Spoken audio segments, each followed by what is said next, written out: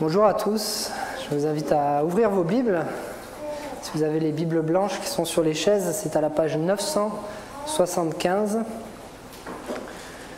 Nous allons continuer notre lecture de l'évangile de Luc. Au chapitre 11, verset 37, nous lirons jusqu'au chapitre 12, verset 12. Luc 11, 37.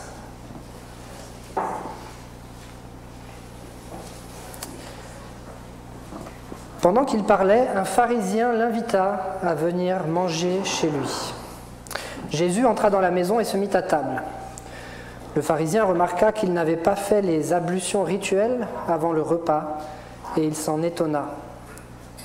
Le Seigneur lui dit alors : « Vous, pharisiens, vous nettoyez soigneusement l'extérieur de vos coupes et de vos plats, mais à l'intérieur vous êtes remplis du désir de voler et plein de méchanceté. Fous que vous êtes! Est-ce que celui qui a créé l'extérieur n'a pas aussi fait l'intérieur ? Donnez plutôt en offrande à Dieu votre être intérieur, et vous serez du même coup entièrement purs. Mais malheur à vous, pharisiens, vous vous acquittez scrupuleusement de la dîme sur toutes les plus petites herbes, comme la menthe et la rue, et sur le moindre légume. Mais vous négligez la droiture et l'amour de Dieu. Voilà ce qu'il fallait faire sans laisser le reste de côté. Malheur à vous, pharisiens, parce que vous aimez les sièges d'honneur dans les synagogues. Vous aimez qu'on vous salue respectueusement sur les places publiques. Malheur à vous, vous ressemblez à ces tombes que rien ne signale au regard et sur lesquelles on passe sans s'en douter. Là-dessus, un enseignant de la loi se mit à protester en disant : « Maître, en parlant ainsi, tu nous insultes, nous aussi. » « Oui, malheur à vous aussi, enseignant de la loi, lui répondit Jésus. Vous imposez aux gens des fardeaux accablants, mais vous-même, vous n'y touchez pas du petit doigt. Malheur à vous parce que vous édifiez des monuments funéraires pour les prophètes, ces prophètes que vos ancêtres ont tués. Vous montrez clairement par là que vous approuvez ce que vos ancêtres ont fait. Eux, ils ont tué les prophètes, et vous, vous bâtissez leurs tombeaux. C'est bien pour cela que Dieu, dans sa sagesse, a déclaré : « Je leur enverrai des prophètes et des messagers, ils tueront les uns, ils persécuteront les autres. » C'est pourquoi les gens de notre temps auront à répondre du meurtre de tous les prophètes qui ont été tués depuis le commencement du monde, depuis le meurtre d'Abel jusqu'à celui de Zacharie, assassiné entre l'autel du sacrifice et le temple. Oui, je vous l'assure, les hommes de notre temps auront à répondre de tous ces crimes. Malheur à vous, enseignants de la loi. Vous vous êtes emparés de la clé, de la connaissance. Non seulement vous n'entrez pas vous-même, mais vous empêchez d'entrer ceux qui voudraient le faire. Quand Jésus fut sorti de la maison, les spécialistes de la loi et les pharisiens s'acharnèrent contre lui et le harcelèrent de questions sur toutes sortes de sujets. Ils lui tendaient ainsi des pièges pour trouver dans ses paroles un motif d'accusation. Pendant ce temps, des milliers de gens s'étaient rassemblés, au point qu'ils se marchaient sur les pieds les uns des autres. Jésus commença par s'adresser à ses disciples. « Gardez-vous, leur dit-il, de ce levain, l'hypocrisie des pharisiens. Car tout ce qui se fait en secret sera dévoilé, et tout ce qui est caché finira par être connu. Ainsi, tout ce que vous aurez dit en secret sera entendu ouvertement en plein jour, et tout ce que vous aurez chuchoté dans le creux de l'oreille, derrière des portes bien closes, sera crié du haut des toits en terrasse. Mes chers amis, je vous le dis, ne craignez pas ceux qui peuvent tuer le corps, mais qui n'ont pas le pouvoir de faire davantage. Savez-vous qui vous devez craindre ? Je vais vous le dire, c'est celui qui, après la mort, a le pouvoir de vous jeter en enfer. Oui, je vous l'assure, c'est lui que vous devez craindre. Ne vend-on pas 5 moineaux pour 2 sous ? Et pourtant Dieu prend soin de chacun d'eux. Bien plus, même les cheveux de votre tête sont comptés. N'ayez aucune crainte, car vous avez plus de valeur que toute une volée de moineaux. Je vous l'assure, tous ceux qui se déclareront pour moi devant les hommes, le Fils de l'homme aussi se déclarera pour eux devant les anges de Dieu. Mais celui qui aura prétendu devant les hommes qu'il ne me connaît pas, je ne le reconnaîtrai pas non plus devant les anges de Dieu. Si quelqu'un dit du mal du Fils de l'homme, il lui sera pardonné. Mais pour celui qui aura blasphémé contre l'Esprit Saint, il n'y aura pas de pardon.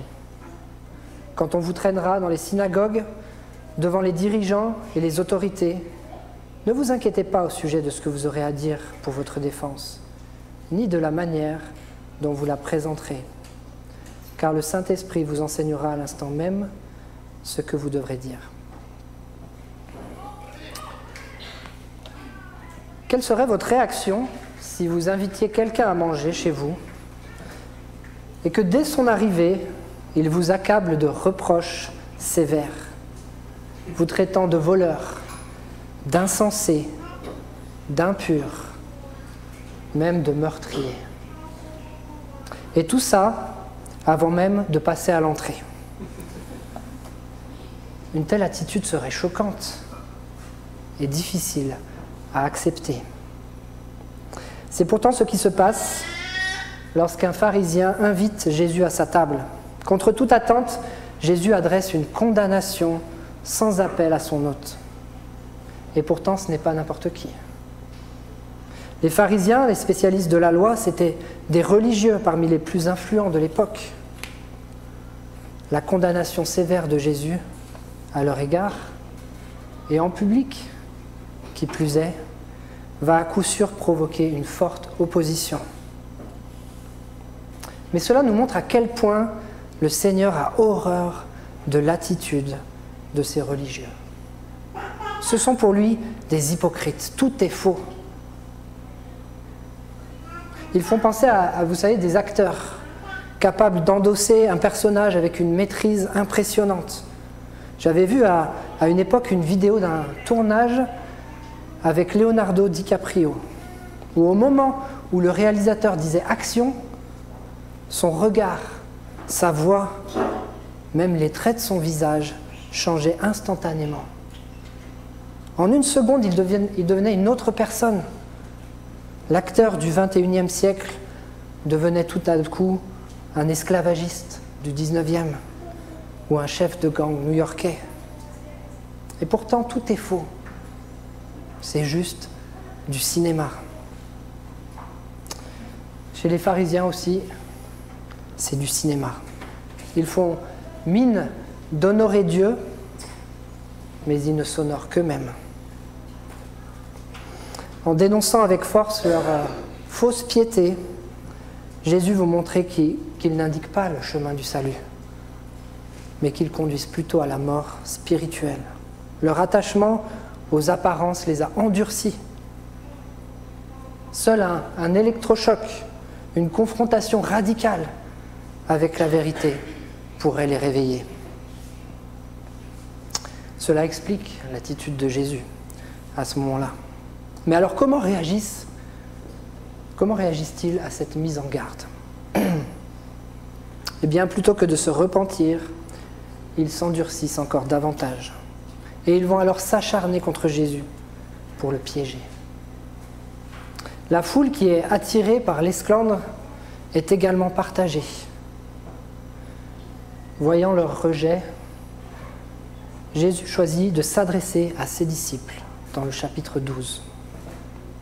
Ces disciples, eux, ils ne sont pas comme ces pharisiens. Ils ont vraiment à cœur d'honorer Dieu, d'obéir à sa parole. Jésus va donc leur dire de se garder de cette hypocrisie des pharisiens et leur expliquer quelle est la bonne manière d'honorer Dieu. L'hypocrite cherche à s'honorer lui-même plutôt que Dieu. Le disciple fait le choix inverse. Il vit non pas pour attirer l'attention sur lui-même, mais pour glorifier Dieu dans toute sa personne. Notre passage met en opposition ces deux attitudes. Au chapitre 11, Jésus condamne publiquement l'hypocrisie, la fausse religion, tandis qu'au chapitre 12, il enseigne en privé à ceux qui désirent le suivre la manière de s'en préserver et d'honorer Dieu dans toute sa personne. Mais alors concrètement, à quoi ressemble cette hypocrisie que Jésus dénonce avec tant de force? Quels en sont les signes caractéristiques? Pourquoi sont-ils si dangereux? Nous verrons ce matin 3 manifestations de l'hypocrisie révélées par Jésus et la réponse qu'il y apporte pour guider ses disciples vers une foi sincère. La première manifestation de cette hypocrisie, c'est l'amour pour les apparences, l'accessoire, l'étalage, le symbole, plutôt que la réalité. Les pharisiens, c'étaient des adeptes du bling-bling. Il fallait que ça brille. D'ailleurs, tout part de là dans notre passage. Jésus n'a pas nettoyé ses mains, comme leur tradition l'imposait, avant un repas.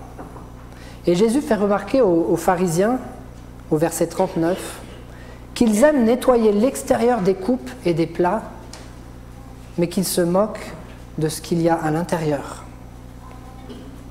Pourtant, la logique voudrait qu'on apporte plus d'importance à l'intérieur.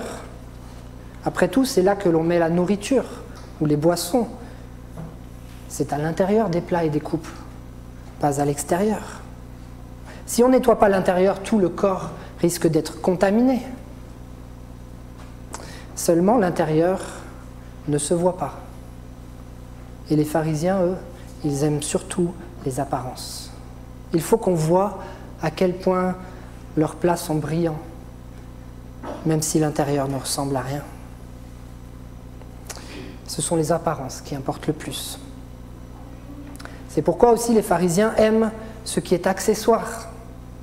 Comme le dit Jésus au verset 42, « Vous vous acquittez scrupuleusement de la dîme sur toutes les plus petites herbes, comme la menthe et la rue, et sur le moindre légume. » Et oui, il faut qu'on voit à quel point ils sont respectueux de la loi, même si au fond d'eux-mêmes, ils délaissent complètement les commandements les plus importants, à savoir la droiture et l'amour de Dieu. Les pharisiens aiment avoir les premiers sièges, ceux qui sont réservés aux dignitaires dans les synagogues. Ils aiment les salutations dans les places publiques, les places d'honneur dans les festins. Matthieu nous dit aussi qu'ils aimaient le port de longues robes pour qu'on les voie bien, le titre de rabbi. Bref, autant de détails qui témoignent de leur amour, de l'étalage et du paraître. Enfin, les pharisiens raffolent des symboles, comme leur tradition rituelle de se laver les mains, qui symbolisait la sainteté, le désir de se tenir à l'écart de toutes les souillures du monde. En réalité, c'est un geste symbolique, vide de sens, car incapable de traiter la réelle corruption du cœur. Ou bien ils aimaient le symbole des monuments funéraires érigés aux prophètes. En réalité, un symbole vide de sens, car les pharisiens ne respectaient pas la parole de ces prophètes et étaient en train de rejeter le Messie qu'ils avaient annoncé. Les apparences, l'accessoire, l'étalage, le symbole, tout pour créer l'illusion d'être ce qu'ils ne sont pas, tout pour faire croire qu'ils sont parfaits, auront la première place au ciel, alors qu'en réalité, comme le dit un commentateur, leur étalage de piété n'est qu'une parodie hypocrite de spiritualité. Alors quel est le choix du disciple proposé par Jésus en réponse à ce symptôme de l'hypocrisie? Relisons le chapitre 12, versets 2 à 6. « Car tout ce qui se fait en secret sera dévoilé, et tout ce qui est caché finira par être connu. Ainsi, tout ce que vous aurez dit en secret sera entendu ouvertement en plein jour, et tout ce que vous aurez chuchoté dans le creux de l'oreille, derrière des portes bien closes, sera crié du haut des toits en terrasse. Mes chers amis, je vous le dis, ne craignez pas ceux qui peuvent tuer le corps, mais qui n'ont pas le pouvoir de faire davantage. Savez-vous qui vous devez craindre ? Je vais vous le dire, c'est celui qui, après la mort, a le pouvoir de vous jeter en enfer. Oui, je vous l'assure, c'est lui que vous devez craindre. Ne vend-on pas 5 moineaux pour 2 sous, et pourtant Dieu prend soin de chacun d'eux? Bien plus, même les cheveux de votre tête sont comptés, n'ayez aucune crainte, car vous avez plus de valeur que toute une volée de moineaux. La réponse de Jésus à l'amour des pharisiens pour les apparences, c'est de comprendre et craindre Dieu le Père, qui connaît toutes choses, qui mettra tout en lumière et qui a le pouvoir de juger. C'est vrai, à quoi bon faire illusion auprès des hommes quand on sait que qui est Dieu et qu'il voit au-delà des apparences, qu'il révélera au grand jour tout ce qui est caché. À quoi bon paraître parfait devant les hommes quand on sait que c'est Dieu qui nous juge et pas les hommes? Et certes, les hommes peuvent tuer, mais ce ne sont pas eux qui décident de notre destinée éternelle. Savez-vous qui vous devez craindre, dit Jésus à ses disciples. C'est celui qui, après la mort, a le pouvoir de vous jeter en enfer. Oui, je vous l'assure, c'est lui que vous devez craindre. Mes amis, ce que les hypocrites réussissent à cacher aux hommes sera finalement dévoilé et jugé. Ainsi, Jésus nous dit de faire le choix de craindre Dieu plutôt que les hommes. C'est lui seul qui a le pouvoir de juger les pécheurs après leur mort, de les jeter dans des tourments éternels, loin de sa face. Lui connaît chaque moineau du monde, lui connaît même le nombre de cheveux de la tête de chacun. Alors quand on est son disciple, savoir que Dieu connaît jusqu'au nombre de nos cheveux, c'est une grande consolation. Cela veut dire que nous n'avons rien à craindre. Nous valons plus que beaucoup de moineaux, nous dit Jésus. Nous avons de la valeur aux yeux du Père. Pourquoi chercher la reconnaissance des hommes? Mais si c'est réconfortant pour les croyants, ce grand savoir devrait faire trembler de peur les hypocrites. Leur propre justice imaginaire ne fera pas le poids devant la connaissance complète et détaillée que Dieu possède de leurs vraies conditions. Mes amis, faisons le tri dans nos vies, dans notre Église, entre ce qui est du bling-bling, du toc, et ce qui est réellement la véritable crainte de Dieu. Entre ce que l'on fait pour épater la galerie et ce que l'on fait dans un amour sincère pour nos prochains. Entre ce que l'on dit pour attirer l'admiration et ce que l'on dit pour glorifier Dieu. Entre ce que l'on dit pour se rassurer, pour que les hommes nous estiment, et ce que l'on dit tout en sachant que Dieu a un regard favorable sur nous. Passons à la deuxième manifestation de l'hypocrisie, de la fausse religion dénoncée par Jésus. Cette deuxième manifestation, c'est le fait de nier son propre péché. Si on en revient à nouveau à cette histoire de coupe et de plats à nettoyer, on a vu que les pharisiens aimaient bien que ça brille à l'extérieur, mais que dit Jésus de l'intérieur?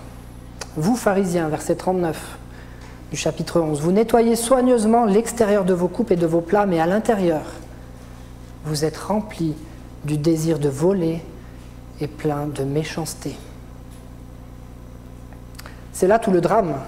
Eux qui aimaient être vus comme étant parfaits, soignés, dignes d'éloges, en réalité leur cœur est mauvais. Les deux termes que Jésus utilise ne font pas du bien à entendre. Littéralement, à l'intérieur, ils sont remplis de rapine et de méchanceté. La rapine, ça s'applique à une personne qui s'empare de quelque chose par la force et par la violence. S'ils aimaient tant se mettre en avant, c'était qu'ils en tiraient un certain profit. Dans Matthieu, Jésus dit même qu'ils dévorent les maisons des veuves. Ils étaient aussi remplis de méchanceté, dit Jésus. Ce qui peut également se traduire par mal, dépravation, malveillance, cruauté. La religion d'apparence des pharisiens, c'est une mascarade. Ils valorisaient les symboles par leur comportement extérieur et chérissaient le péché à l'intérieur d'eux-mêmes. Malheur à vous, verset 44. Vous ressemblez à ces tombes que rien ne signale au regard et sur lesquelles on passe sans s'en douter. Alors vous savez, en Israël, toucher une tombe, c'était se rendre impur. C'est pourquoi elles étaient normalement bien signalées pour éviter de marcher dessus. Comparer les pharisiens à des tombes, c'est les comparer à ce qui se fait de plus impur. Seulement, ce sont des tombes que rien ne signale au regard, ce qui est encore pire, puisqu'ils contaminent ceux qui les entourent par leur impureté. Jésus ne mâche pas ses mots ici. D'ailleurs, un enseignant de la loi lui fait la remarque « Maître, en parlant ainsi, tu nous insultes, nous aussi. » Et pourtant, Jésus va aller encore plus loin. Versets 47 à 51. « Malheur à vous parce que vous édifiez des monuments funéraires pour les prophètes, ces prophètes que vos ancêtres ont tués. Vous montrez clairement par là que vous approuvez ce que vos ancêtres ont fait. Eux, ils ont tué les prophètes, vous bâtissez leur tombeau. C'est bien pour cela que Dieu, dans sa sagesse, a déclaré « Je leur enverrai des prophètes et des messagers, ils tueront les autres et persécuteront. Ils tueront les uns et persécuteront les autres. » Les pharisiens, les spécialistes de la loi, rendaient hommage aux prophètes martyrisés, mais en réalité, ils ne diffèrent pas de leurs ancêtres, leur dit Jésus. Leurs ancêtres ont rejeté les prophètes, eux refusent de croire au Messie que les prophètes annonçaient. Leurs ancêtres ont martyrisé, ont martyrisé les prophètes, eux feront exécuter Jésus et persécuteront ses apôtres. J'aime beaucoup les paroles du commentaire de MacArthur sur ce point. Je vous le lis. Malgré leur prétention à être différents de leurs ancêtres, ils font preuve du même rejet de la vérité spirituelle que leur père. La seule véritable manière d'honorer les prophètes n'était pas d'embellir leur tombeau, mais d'obéir à la parole de Dieu, que ces prophètes avaient fait entendre, et que les scribes et les pharisiens ne faisaient pas. Pire même, ils ont rejeté le Messie, objet de tant d'écrits prophétiques. Ils l'ont finalement tué comme leurs ancêtres avaient tué les prophètes. Cette génération, celle qui était contemporaine de Jésus, était coupable du sang de tous les prophètes qui a été répandu depuis la création du monde, car elle avait accumulé davantage encore de révélations et avait cependant suivi la même voie coupable que les générations antérieures. Elle avait l'enseignement des prophètes de l'Ancien Testament, elle avait entendu Jean-Baptiste, les 12 apôtres, les 70 évangélistes, et elle avait par-dessus tout eu l'immense privilège d'entendre la vérité céleste, profonde, des lèvres de Jésus, Dieu incarné. Elle avait été témoin de son pouvoir divin sur les démons, les maladies, la mort, la nature, grâce à une démonstration irréfutable de miracles indéniables. Et pourtant, il rejetait encore ce Messie. L'hypocrite nie son propre péché et cela le mène jusqu'à rejeter la solution à ce péché, le Messie, Jésus-Christ. Alors quelle est la réponse que Jésus apporte à cette manifestation de l'hypocrisie, de la fausse religion? Quel doit être le choix du disciple en réponse à l'attitude de ces pharisiens? Luc 12, versets 8 et 9. Je vous l'assure, tous ceux qui se déclareront pour moi devant les hommes, le Fils de l'homme aussi se déclarera pour eux devant les anges de Dieu. Mais celui qui aura prétendu devant les hommes qu'il ne me connaît pas, je ne le reconnaîtrai pas non plus devant les anges de Dieu. La réponse apportée par Jésus, c'est de confesser Dieu le Fils, seul moyen d'assurer notre destinée éternelle. Confesser le Christ, c'est littéralement être d'accord, dire la même chose que lui. C'est déclarer ce qui est vrai sur lui,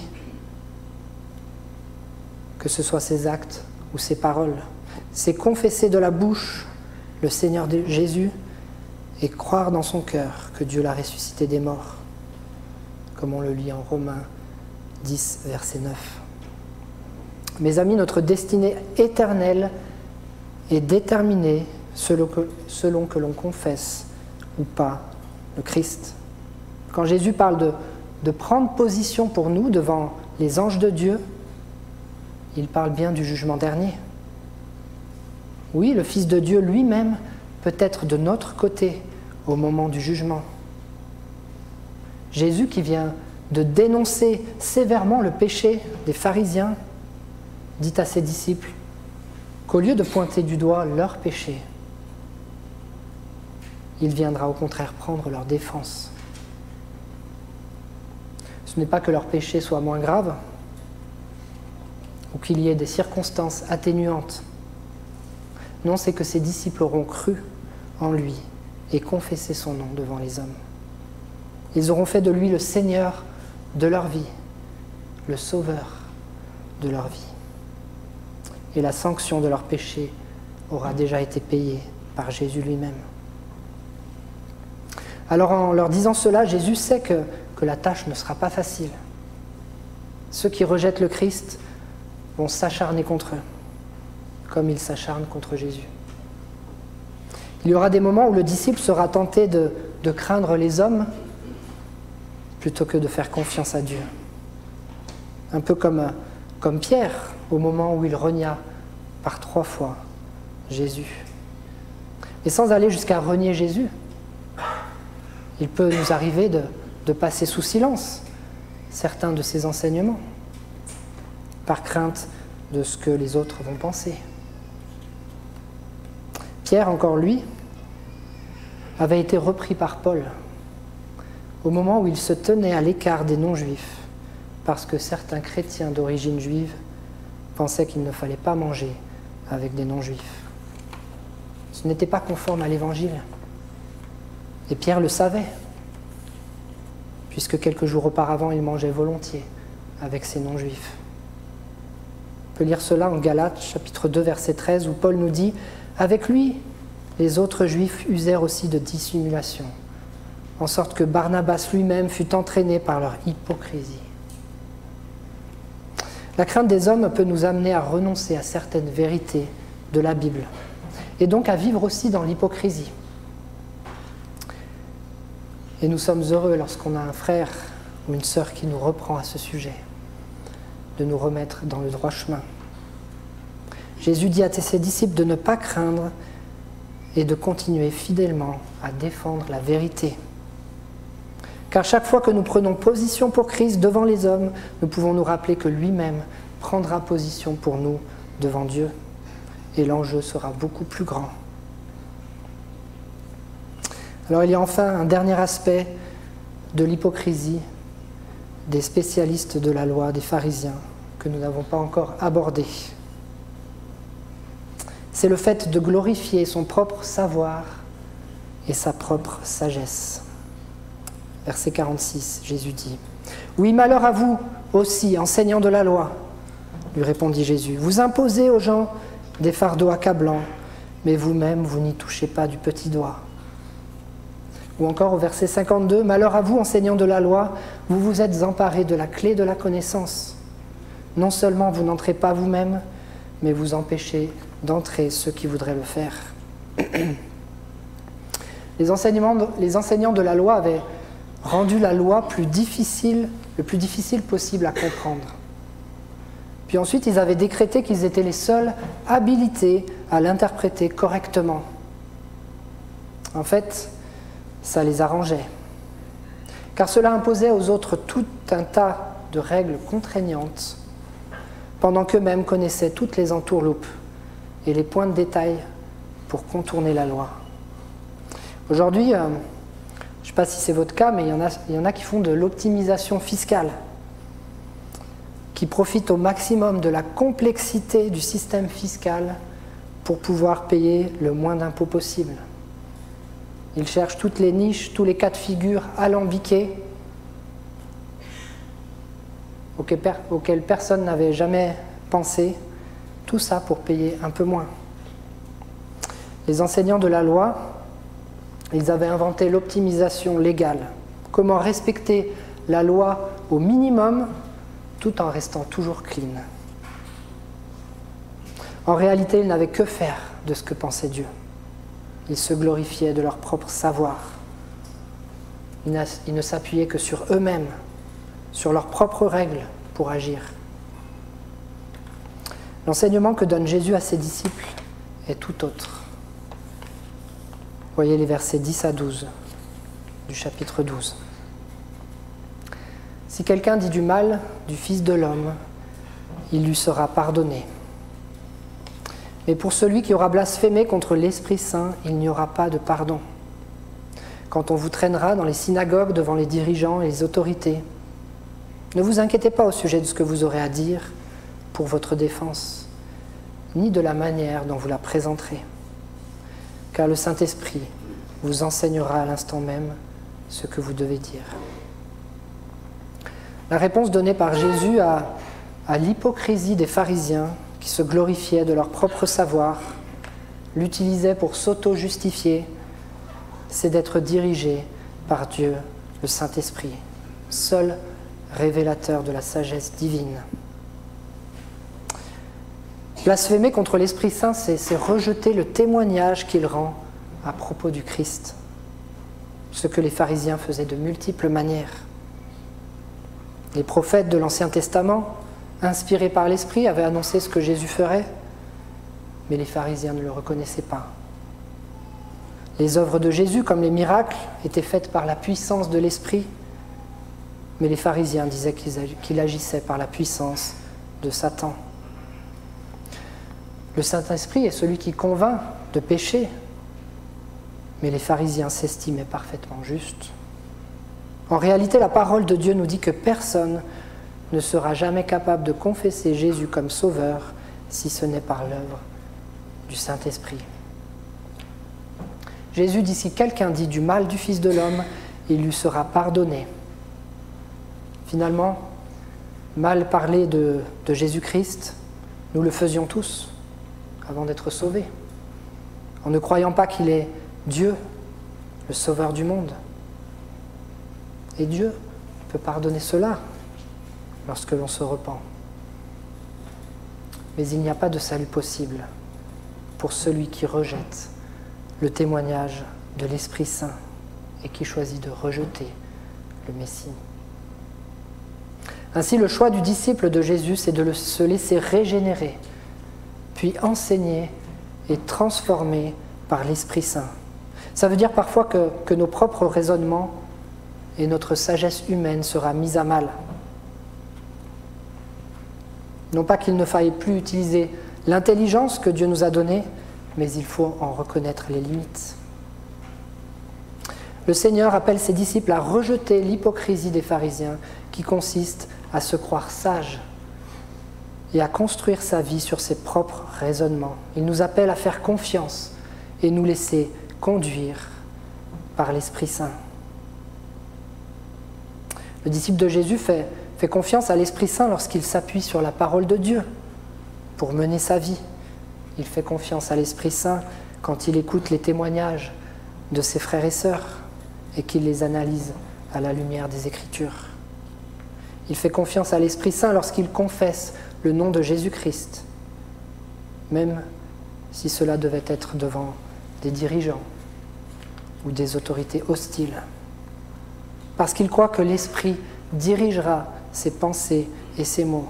Il fait confiance à l'Esprit de Dieu lorsqu'il ne cherche pas à s'auto-justifier, mais reconnaît son péché et accepte la grâce de Dieu qui lui est offerte en Jésus-Christ.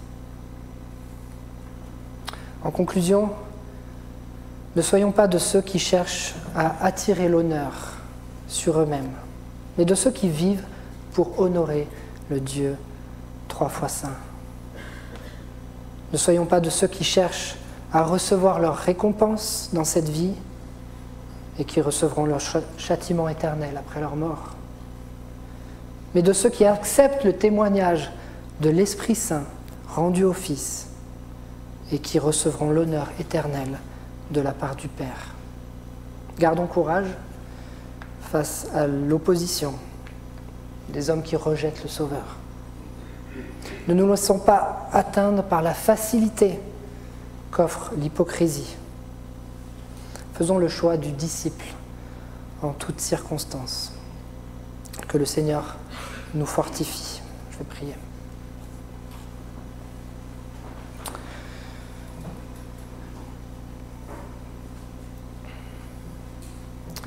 Seigneur, nous voulons reconnaître devant toi notre besoin de toi, Seigneur, pour vivre conformément à ta parole, pour ne pas nous attacher à la crainte des hommes, à l'amour de ce qui est apparent, de ce qui semble bien devant les autres, mais pour vraiment vivre une foi authentique, pour réellement faire tomber le masque, Seigneur, et être transparent, à réellement t'honorer dans toute ta personne. Seigneur, aide-nous à être ces disciples qui se méfient de l'hypocrisie, qui la rejettent, Seigneur, qui te suivent fidèlement, qui te glorifient. Dans le nom de Jésus-Christ. Amen.